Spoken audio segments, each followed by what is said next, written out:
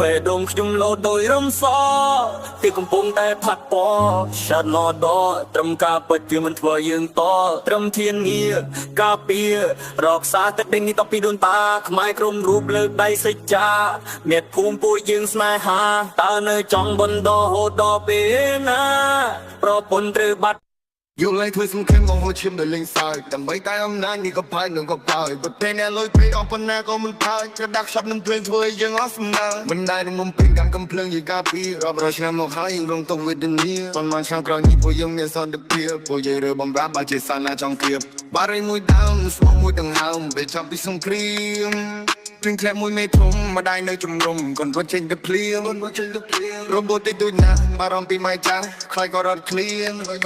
តែរំបូតនេះមិនសាអាចជឿដល់កាសង្កេតនៅបំពេញ